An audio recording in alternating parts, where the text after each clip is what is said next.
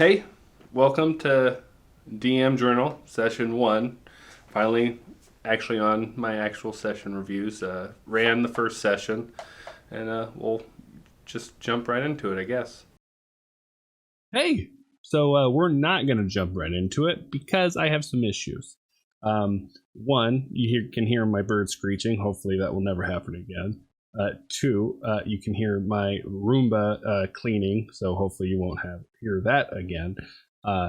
And three, my most important, most upsetting is instead of looking at the camera like this, I'm like this for 99% of the video, and it bugs the crap out of me. But if I go and I re-record this, then I'll never record anything. This is the first time me using a teleprompter as I'm writing, and I don't know, and that's the reason why I'm not staring directly at it. So hopefully I'll fix that in my next video. And also, I don't know if I'm going to do the whole intro thing like I did. Not intro, whole review thing like I did. I kind of did it kind of like typing out everything. I might just make a bullet point. Bob did this, they did this, blah, blah, blah, and just be like that. But we'll see.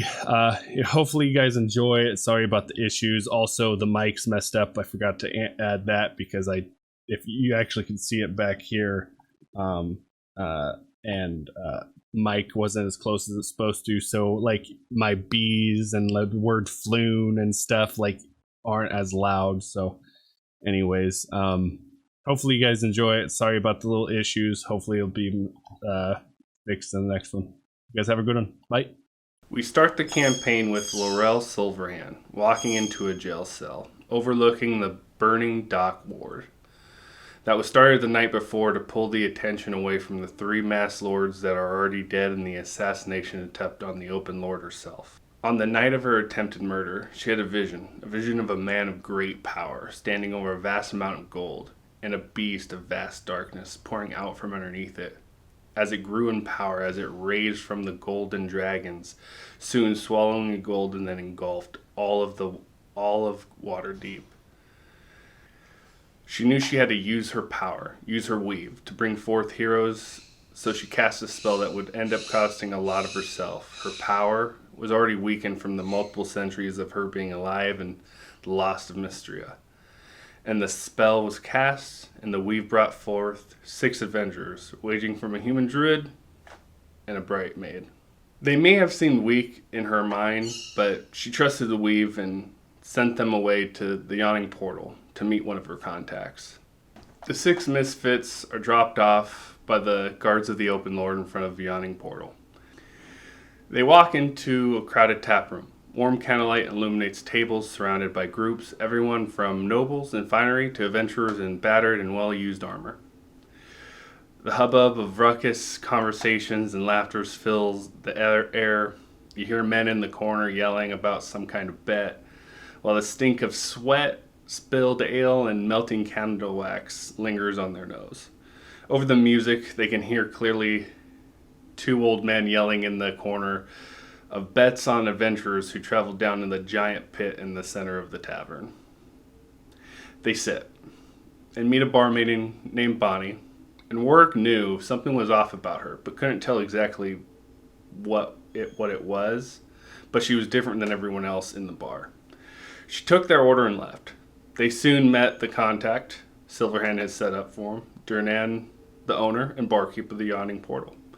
He informed them that the spy he has yet to get concrete information for him. Durnan left, and as he walked away, a bar fight began. The adventurers let it be, and Durnan went and dealt with the fools. As he was cleaning up the mess and he was removing the idiots, a troll came out of the pit and started to thrash the place. Many people left. Regulars and adventurers didn't. This was a common problem in the Yawning Portal, not one big enough to lose your table for. Ismay ran in, took a couple fire bolts to the beast and the sturges that followed it. Z2 helped Warwick slice it up, and Dot kept Warwick alive because the troll used him as a punching bag. Draven got the final blow on him, finishing the troll with a spear throw through the skull, making it topple backwards back into the pit where it came. The battle being done, the heroes go back to their seats and back to their meals. This is when Volo, one of the old men drinking and calling out bets of those now obviously dead adventurers in the pit, walk over and begin to sing praises of the heroes, finally getting to the point and asking for their help to find his friend Floon. The newly formed team agreed and headed out to the town towards the last place Floon was seen, the Skewered Dragon. Walking in, they found out that they weren't very much liked by the regulars here. They didn't like newbies. But the Ghost Vengeance got their lips to loosen and found out that when Floon left, he was with the ex-Open Lord's son, Rainier Neverember. And when they left, two hooded figures with what he described plague doctor's masks followed them out, much like Doc's. They continued to follow the trail. It did get cold. They stopped around a purple shop. They decided to head in. This was Zoblob's shop. Ran by a man who was probably a hoarder. Didn't get much business, and there is not much in this shop except what most people would call trash. After Vengeance bought his way into this man's heart, he tells them about how 5 men jumped the 2 men that they were now looking for. Old Zoblob points them in the direction of Candle Lane. They go down and they see symbols for the Zents and a symbol matching the one that they found on a note they received at the Skewered Dragon. They head in and they find 4 bird-like creatures, known as Kenkus. And that's when they have Warwick fly to the 2nd story from the street to see how many creatures they really were. He got a head count. Then the team tries to sneak their way up to the entrance. Ismay, with her large hooved feet, kicks a bucket and alarmed the Kenkus. They flew into a frenzy and attacked what they thought was a single person trying to enter. They get ambushed by the rest of the party, and with 2 Kenkus dead, the last Kenkus tossed their daggers and started to cry, asking not to die. And that's where we ended this session. Now, this section I'll call the good, the bad, and the ugly. For whatever reason, that works out, I guess. We'll go over what I think went good in Session 1, what went bad in Section 1, and possibly the ugly, if I had some ugly parts. The good. I believe I gave the players a lot of decisions. They denied some and took some. They decided not to do anything about a bar fight, but decided to fight the troll. They took Volo's quest instead of waiting for more information from the spy. They had ways to get more information. They didn't have to go one way, and so that I felt good about that. The bad. I told Warwick how his character should have felt, and I shouldn't have done that. I need to make sure I don't try to tell players that they need to feel a certain way, because that can become a big problem if I continue to do that. Another good. I had fun.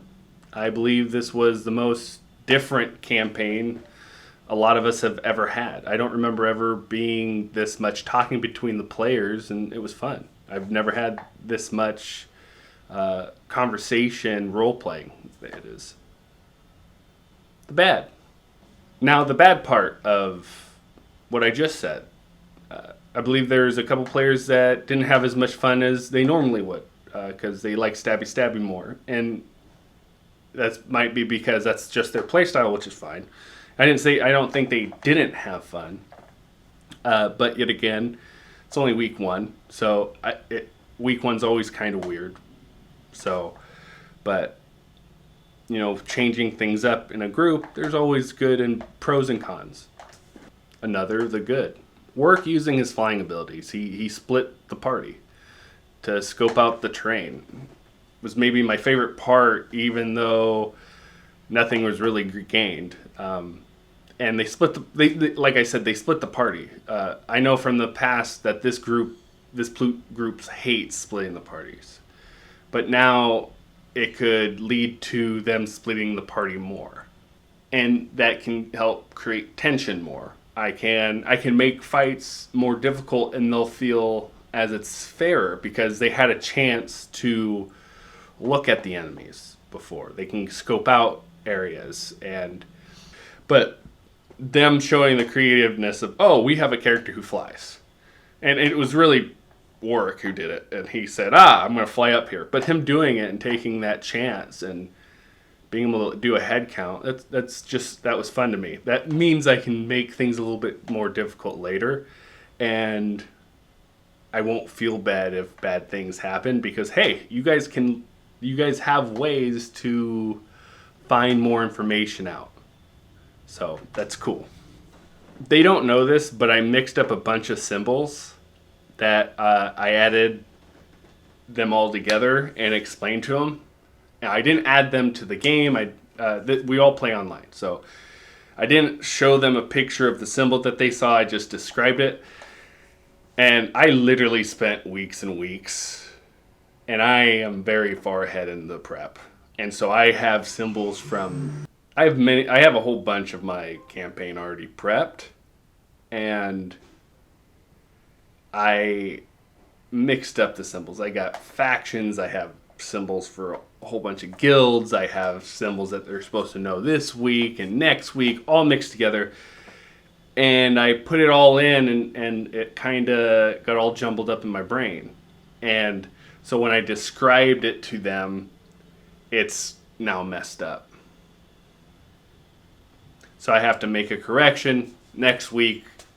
I already put it in the message of the day explaining what happened, and these are the actual symbols you saw. So that will fix everything. But I should have just moved the symbols into the frickin' game. It would have took 2 seconds. Now the ugly. Their roles, and mostly my responses. Now this is all on me not being fluid enough yet, and their shit rolls, like I don't want to give them the info, but my God, 6 rolls in a row that they failed to get any info that would pull the players into going into the shop or in the right direction. Thank God just one of the players was like, I'm gonna go in. They also failed a charisma check. And they failed so bad, I literally said this out loud. I don't know what to do with that roll. I was like, I don't know. And I shouldn't have done that. This is my first campaign. This is my first DMing session. This is my first,